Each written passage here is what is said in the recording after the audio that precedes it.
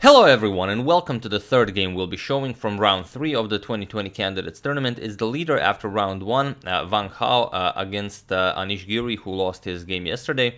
And it's quite an exciting game. Again, I'm not going to say a lot of preparation went into it because it surely did, but I do have a couple of nice photos to show you.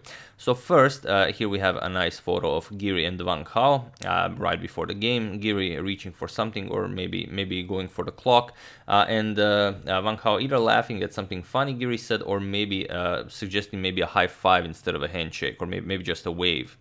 It's hard to say, but also here we have an excellent photo of Nepomniachtchi and Grishuk.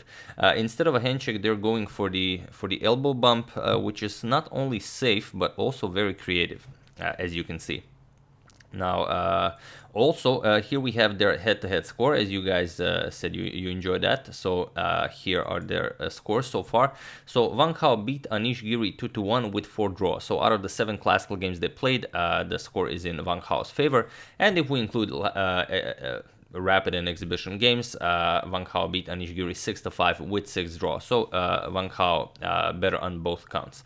So let's see how this game goes. Wang Hao opens with c4. He goes for the English. Giri replies with c5. He wants a nice symmetrical game with the black pieces. Knight c3 and now g6. We have g3, we have bishop to g7, and now bishop to g2. So still going for the symmetrical setup. Knight to f3, and now there are a lot of popular options here: d6, e6, e5, knight f6. Giri goes for the most popular one, e6. This is played a lot of times, and here castles is what you would usually play. But if you just castle, there are over 1100 games in the database with where white just castles. So here Wang Hao decided to include h4 in. He says maybe this will throw Giri off his preparation. However, there's a problem with this, because there is a certain game Magnus Carlsen played against Wesley So in Abidjan last year, in the Blitz game, where he also attempted this h4 line. We have h6, same as Wesley played, and in that game Magnus went for e3 before going for d4, but here Wang Hao immediately goes for d4. We have c captures on d4 and the knight to b5. So nothing new, this has been played, but it is quite rare. And d5 now. That's not a d5. And d5 now. So what do you do here? So c captures on d5. If you go for the knight b captures on d4 right away, you can just trade captures, and after d captures on c4, you have this queen to a4 check. But it's nothing problematic for black. You will not, of course, block with the queen, because if you block with the queen, knight b5 is will be deadly. Knight c7 check is coming, and you will not be able to capture due to the pin. So after this queen a4 check, you have to block with the bishop. Then you recapture, and okay, now the knight is nicely defended as the queen no longer attacks the knight. But black will be very happy after rook to c8. So after d5, you don't go for the pawn right away, but instead c captures on d5 by Wang Hao, captures, and now just castles. We have knight to f6 by Giri, preparing to castle himself, and bishop to f4 now, threatening knight to c7 check to win some material. So of course Giri castles here, and now there is a game in the database where knight f captures on d4 was played, just grabbing that pawn, but here Wang Hao goes for queen to c1. It is a new move, so already as of move 12 we have a completely new game, and it's a question, what do you play now? Of course, Giri is up a pawn, but he's up a double the d pawn, and also Wang Hao is threatening to capture this pawn here. The problem is, if you try something like king to h7, just defending the pawn, which is a normal move, then you allow ideas like knight to c7, which is an instant draw, because your rook is under attack. After you move it, you just repeat. You open up a discovery to the rook, rook goes back, knight again attacks. I don't think Wang Hao would actually go for such a draw with the white pieces, especially after he won a game in round 1, but who knows? And Giri especially doesn't want to go for it, since he lost the previous game, so I don't think he would be happy with a draw, even with the black pieces, after only 12 moves. So there are some moves that he could go for. He could go for something like knight to e4. You could just give up the h6 pawn, as, like I said, you are up a pawn, so we would go into something like captures and queen to b6. You put pressure on the knight here. Now either a4 or captures right away. Captures now a4, a6, you kick away the knight, knight back to a3, and now you can play something like bishop to f5, bishop to g4, and you can start by bringing the rooks into the game. But the material is equal, and black has a very active play. So this is one way you could go about it. With a move like knight to e4, but also bishop to g4 is an idea, which again, a similar line, you give up the h6 pawn, but at the end of that line your bishop ends up on g4 instead of on f5. However, Giri went for a6. He found a way how to keep his h6 pawn and give back the double the d pawn. But this will prove to be more troublesome than just this giving up the h6 bishop and allowing black a very active counterplay. So Giri played a6, and in an interview after the game, Giri said that he wasn't very happy with it, and Wang Hao said that he couldn't actually believe that Giri played such a move. Because he didn't really gain anything out of the opening, but now he felt that he will get something. So what's happening? Knight b captures on d4, knight captures, and only now king h7, now defending the h6 pawn, and Giri gave up the double d pawn, but he saves the pawn here. However, now rook to d1. Now Giri has an isolated pawn on d5, which is under attack, and it's blockaded, so Wang Hao will now try to get more attackers to the pawn. Rook to e8, and now queen to c7. You want to get this rook into the game, so this seems like a reasonable way to do it. You could try some other queen moves like queen maybe d2, queen c3, but Wang Hao says that this endgame will be favorable for white. So queen captures on c7 by Giri, bishop captures on c7, and now bishop to g4, putting pressure on the e2 pawn, so f3, and now rook to c8. This is how Giri figures out a way how to get the rook into the game. While the bishop is under attack, rook to c8. So bishop back to a5, and now bishop back to d7. And here we have king f2, just improving the position, guarding the e2 pawn, so now the knight on d4 can move. And now we have h5. Preventing g4, also taking away the g4 square from white's pieces, but now bishop to f1. Wang Hao wants to play e3 at some point and get this bishop to a much nicer diagonal. We have knight to g8 by Giri, and bishop back to c3 now. Saying that, okay, if you capture, I can always now recapture with my bishop as well. We have bishop to h6, shifting the bishop to this diagonal, guarding the c1 square, so not allowing Wang Hao the developing of the rook on c1, but rook to d3 now. And also with this bishop-rook combo, you are guarding the e3 square, so rook to d3 covers that as well. We have knight to e7 by Giri, and now comes rook a to d1, doubling on the d file, as the d5 pawn might become weak at some point. We have bishop back to g7 and e3 now. So now the bishop is once again operational, although not that much for the moment. King back to g8, and now comes rook 3 back to d2. Now it's time to shift the rooks to the other file. Bishop to a4, forcing the rook to move. You cannot go b3 because of just rook captures bishop on c3. So rook to e1, and now bishop back to d7 by Giri. And now knight to e2, with ideas of maybe shifting the knight over to f4. We have rook to c7, again, maybe with ideas of doubling up on the c file. And here Wang Hao decides to trade the dark square bishops. Bishop capture, king captures, and now knight back to c3. So little by little, Wang Hao making progress, piling up on the d5 pawn. Rook to d1 could be an idea now, but black, Giri again has sufficient resources to keep defending it. Bishop to e6, we have rook e to d1, and now b5, preparing to dislodge the knight with b4. So, of course, Wang Hao stops it with a3, and now rook to b8, preparing to push b4. So, Wang Hao moves the knight, knight e2. Now, b4 will not really be doing all that much, and if b4, you can always push if b4, you can always push a4 to keep it closed. So, a5, first preparing it, and now we have knight to d4. Putting pressure on the bishop here.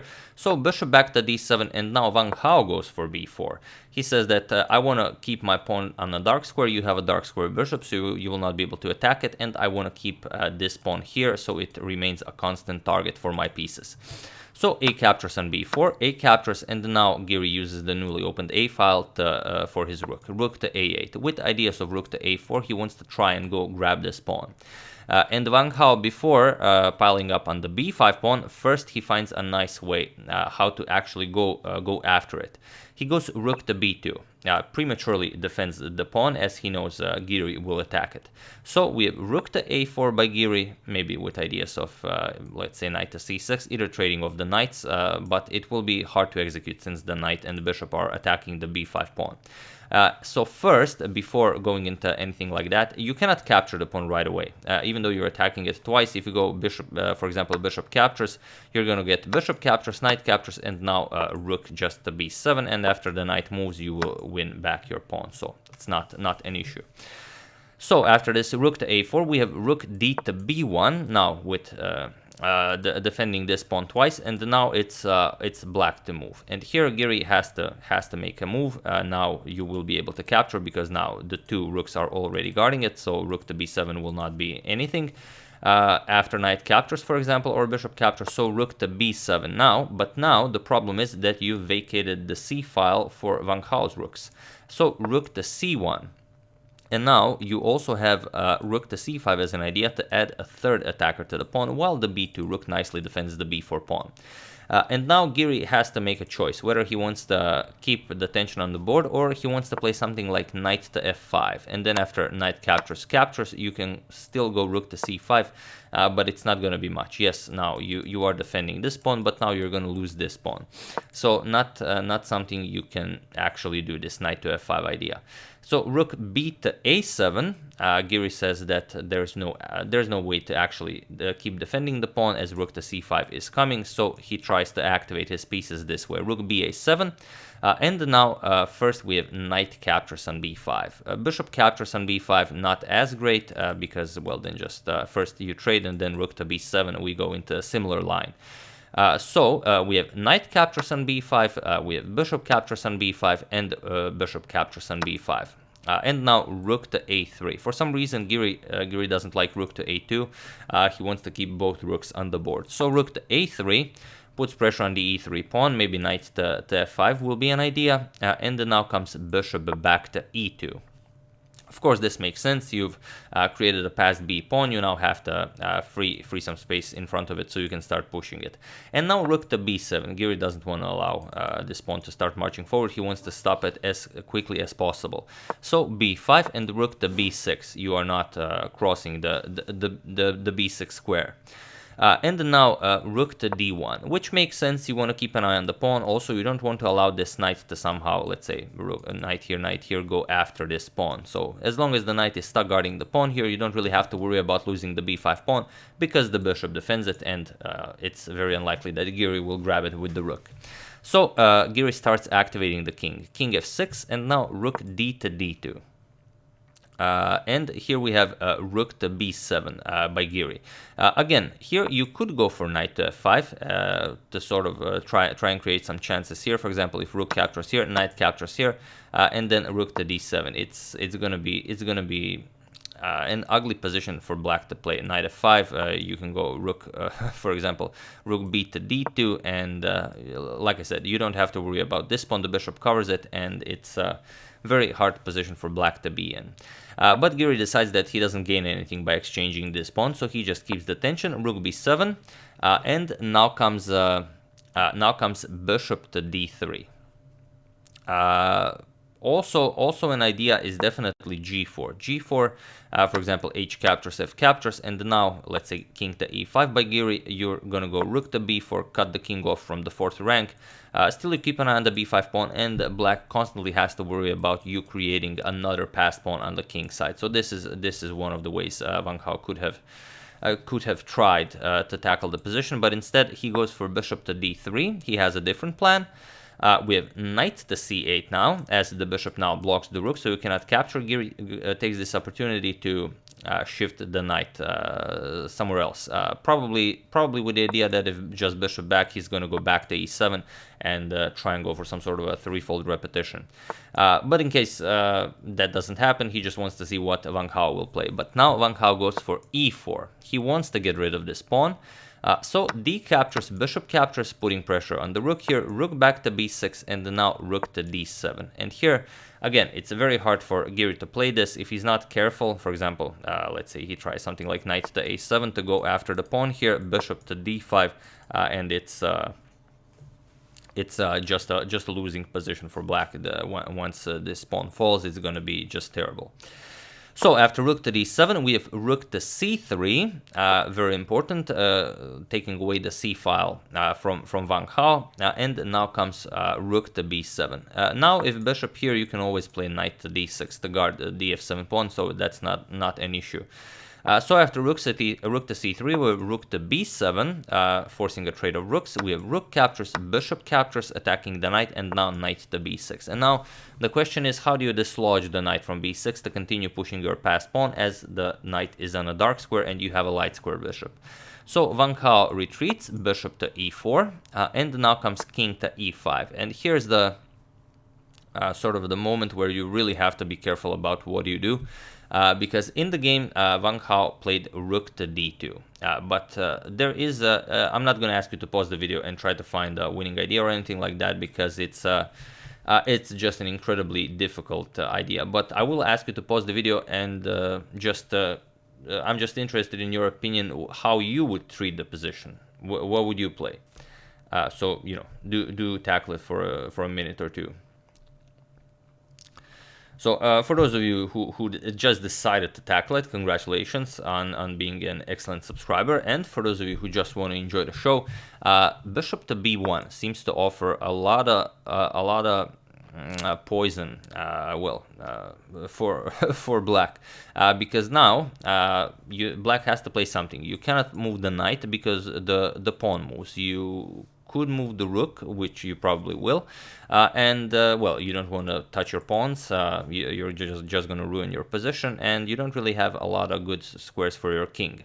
And also, rook to c2 will always be an idea, followed by maybe rook to c6. So here you could go for rook to a3 or rook to c1, maybe even better. So now, at least if rook c2, you can pick up the bishop, but now the point is bishop to a2. You go after the pawns, and this way you kick the black king back. If f5, that's just terrible, because just rook e2 check, followed by, let's say, rook to e6, at some point it's gonna be bad. So now what you would have to do after bishop to e2 is king f6. You would have to go back, but now king e3, and now white king gets the go deeper into the position. For example, rook c3 check, you're gonna go king to e4, and now again you have to make a move. It's not easy to find one. Let's say rook a3. Now you play rook to c2, threatening this check to win the knight. So after king e7, now you go for the sneaky king to d4, and this is basically the idea behind the position. Now you give up the pawn here, and after rook captures, now you go rook c7 check, king probably attacks the rook, rook captures here, you offer a rook trade, rook captures on g3, and now king c5, finally reaching this position. And well, now it could go either way, but white has excellent winning chances. We could just show, for example, a line rook g2 attacks the bishop to e6, and now rook e2, because the bishop doesn't have all that many squares due to the knight. So here you would probably capture, and after captures you would go king a7, and now you're ready to push your pawn. Rook to e4, now comes b6, rook to a4 with check, king to b8, and now rook captures on h4. So here black can be up a pawn, but here b7, and this is now winning for white, because after rook to a4 you block the king from escaping, so white cannot push the pawn. You have rook to f6. And now either g5 or h4 doesn't really matter. You can start pushing your pawn. White replies the same. Rook d6 check, king to e7, and now king to c7, preparing the queen. And after this check, rook just blocks, and next move you get a queen. And of course, if just this, then you can pick up the pawn, and you don't have any drawing chances. So after king to e5, bishop to b1 was, I'm not going to call it the winning move, because it is the best move in the position, but whether or not you would win it, that's you know, depends on how you're feeling today, or you know, if you would really grind it out in the end game. But Wang Hao went rook to d2 instead, probably trying to keep the king from reaching deeper into the position. and here we have rook to b3, so allowing the attack on the pawn here. And now bishop to c6, and here probably bishop to d3 is better, and still you have to somehow try and achieve the same position you had, but Wang Hao decides for bishop to c6, and now he just allows this knight to c4 idea. We have f4 with check, king to f6, and now comes rook to d8. And now it will be somewhat harder to push the pawn. We have rook to b2 with check, king to f3, and now knight to d2 with check. King e3, we have knight to f1 with check, threatening to win the pawn here. King f3, knight back to d2 with check, king e2, and now knight to e4 with check. Again, it's check from the rook, so you have to move the king, and the g3 pawn is under attack, so king f3, and it was in this position that Wang Hao and Anish Giri agreed to a draw due to constant checking and, well, knight d2 check, and so on, knight d2 check, knight f1, knight d2, knight e4, and the g3 pawn is always under attack, and of course Wang Hao doesn't want to give it up. So yeah, that's the game. Third game I decided to show you, and before I forget, we're just gonna check out the standings after the second round of the FIDE Candidates Tournament 2020. So as you can see, with a point and a half, we have Fabiano Caruana, Jan Nepomniachtchi, Maxim Vachier-Lagrave, and Wang Hao. Four of them at least with one victory and one draw. Then with 1 point, Alexander Grishuk. Then with half a point out of 2, Anish Giri and Kirill Alexeyenko. And the biggest surprise of the tournament so far, Ding Liren with 0 out of 2. For a 2800 player, not something you will see often, but as I always say, it's chess, anything can happen, and here you can see that it is happening. So it will be very exciting to see what happens from here. And someone mentioned that Fischer also started with 0 out of 2. That may be so, but it's different when you have a match. Then if you beat the other opponent, you don't really care about. There's no one else. Here it's a tournament, and even if you win your next game, that doesn't stop the other players from winning their games. So it's not that easy to catch up to them. But of course, you know, a step in the right direction is to start winning games, which now with 0 out of 2, I will be very interested to see how Ding pulls it off, and if he pulls it off. So yeah, that's the game. I do hope you enjoyed it. A very complicated endgame that Giri was able to hold to a draw. So good for him. If he had a 0 out of 2, would be also very, very hard to bounce back psychologically. I would like to thank Andre for a contribution to my channel. Thank you a lot. I really appreciate it. As usual, you can check 2 of my previous videos here. Thank you all for watching, and I will see you soon, continuing the coverage of the Candidates Tournament 2020. So thank you all. I will see you soon, and have an excellent rest of your day. And we can once again check out that nice photo of the elbow bump between Nepo and Grishuk. There you have it. See you soon.